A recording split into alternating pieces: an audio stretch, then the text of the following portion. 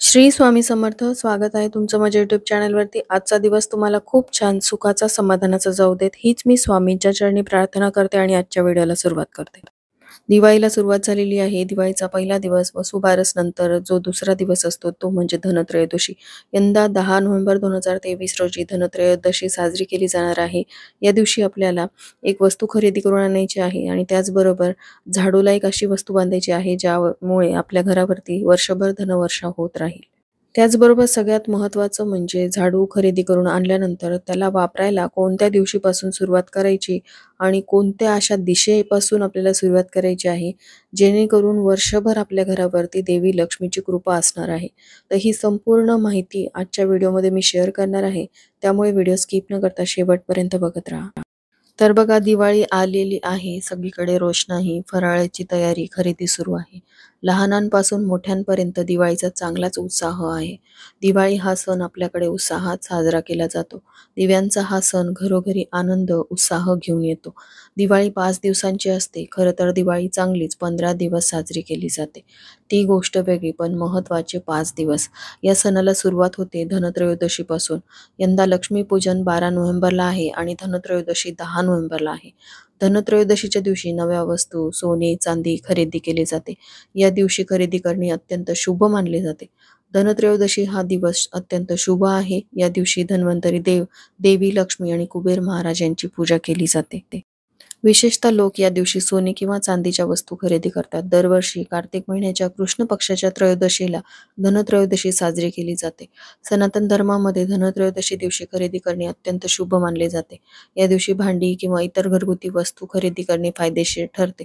बरं, मग खरेदी करायची म्हणजे कधीही खरेदी केली तर चालते का? तर नाही. असं म्हणतात की या दिवशी खरेदी करण्याला सुद्धा मुहूर्त असतो. या शुभ मुहूर्ताच्या वेळेस या गोष्टी खरेदी करायला हव्यात. शुभ मुहूर्तावर खरेदी केल्यास संपत्तीमध्ये 13 पटीने वाढ होते. तर बघा धनत्रयोदशीच्या दिवशी सोनं, चांदी खरेदी करण्याला विशेष महत्त्व आहे. पण आपल्यापैकी बरेच जण असे असतात ज्यांना एक वेळ जेवण्याची सुद्धा सोय नसते. मग अशा लोकांनी सोनं, चांदी कसं खरेदी करावं? त्यांनाही लक्ष्मीची गरज असते. वर्षभर त्यांच्याही घरामध्ये आर्थिक चणचण असते. मग अशा लोकांनी त्यासोबतच आपल्यासारख्या लोकांनी, सर्वसामान्य लोकांनी सर्वांनी लक्ष्मी स्वरूप अशा काही गोष्टी खरेदी करायच्या आहेत. आणि त्या वस्तू देखील आपल्याला या शुभ मुहूर्तावरतीच खरेदी करायच्या आहेत. तर सगळ्यात पहिली जी वस्तू तुम्हाला धनत्रयोदशीच्या दिवशी खरेदी करायची आहे ती म्हणजे खडे मिठाची. खडे मिठाचं एक तरी पॅकेट तुम्हाला या दिवशी खरेदी करून आणायचं आहे. असं म्हणतात की देवी लक्ष्मीची उत्पत्ती जी आहे ती समुद्र मंथनातून म्हणजेच मिठातूनच झाली होती. त्यामुळे खडे मिठामध्ये साक्षात देवी लक्ष्मीचा वास असतो.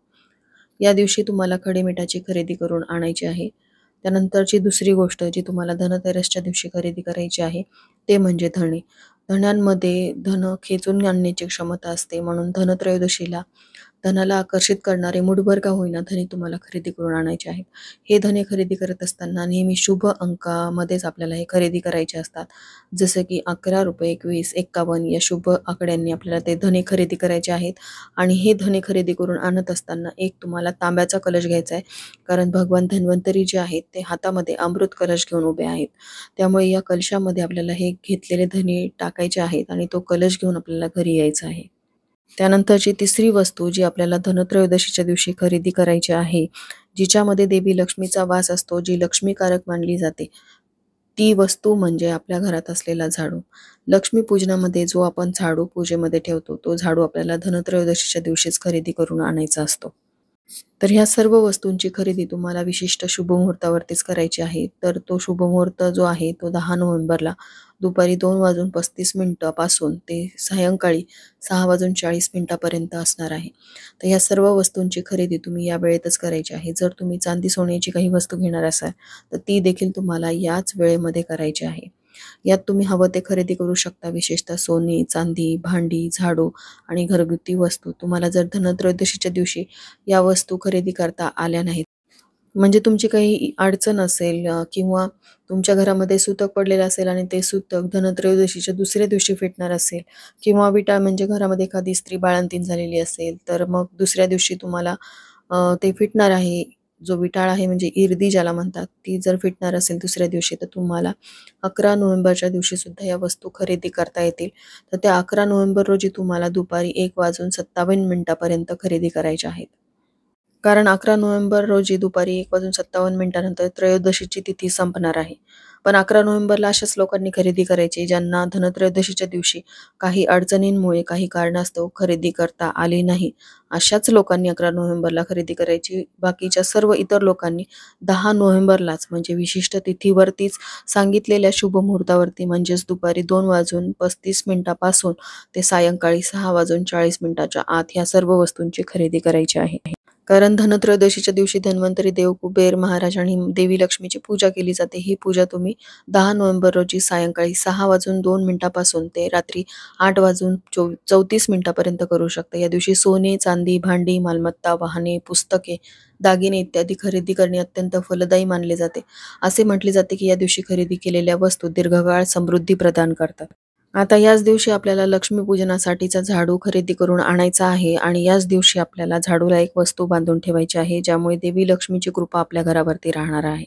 आता हा झाडू खरेदी केल्यानंतर जिथे देवाचं सामान मिळतं तिथे तुम्हाला एक लाल पिवळ्या रंगाचा धागा, ज्याला आपण कलावा म्हणतो, तो धागा मिळून जाईल. तो धागा तुम्हाला घरी घेऊन यायचा आहे आणि धनत्रयोदशीला झाडू खरेदी केल्यानंतर प्रथम आपल्याला देवी लक्ष्मीची पूजा करायची. म्हणजे धनत्रयोदशीच्या दिवशी जे आपण धन्वंतरी देवता भगवान कुबेर आणि देवी लक्ष्मीचं पूजन करतो, ते पूजन झाल्यानंतर मग आपल्याला या झाडूला तो धागा बांधायचा. आता हा लाल पिवळ्या रंगाचा धागा तुम्हाला मिळालाच नाही तर पांढऱ्या रंगाचा धागा तुम्ही बांधू शकता. असं केल्यामुळे देवी लक्ष्मीची कृपा तुमच्यावरती राहते. आता हाच झाडू आपल्याला लक्ष्मी पूजनाच्या दिवशी पूजा मांडणीमध्ये ठेवायचा आहे. त्यानंतर तो झाडू आपल्याला वापरायला काढायचा आहे. पण या झाडूला नेहमी स्वच्छ हाताने स्पर्श करावा. अशुद्ध शरीर असलेल्यांनी झाडूला चुकूनही हात लावू नये. म्हणजे अंघोळ वगैरे केलेली नसेल तर तो जो लक्ष्मी पूजनाचा आपण झाडू ठेवलेला आहे त्या झाडूला आपल्याला अंघोळीच्या आधी स्पर्श करायचा नाही. असं केल्यामुळे देवी लक्ष्मी नाराज होते. तो झाडू नेहमी खाली आडवा करून ठेवायचा आहे आणि हा झाडू अशा ठिकाणी ठेवायचा आहे की बाहेरून येणाऱ्या कोणाला तो कधीही दिसणार नाही. धनत्रयोदशीपूर्वी साफसफाई सोबतच आपल्याला घरातील जुना झाडू एका बाजूला काढून ठेवायचा आहे आणि त्यानंतर लक्ष्मीपूजनाच्या रात्री आपल्याला तो झाडू, जो जुना झाडू आहे, त्याचं अलक्ष्मी निस्सारण म्हणजे तो घराबाहेर काढायचा आहे.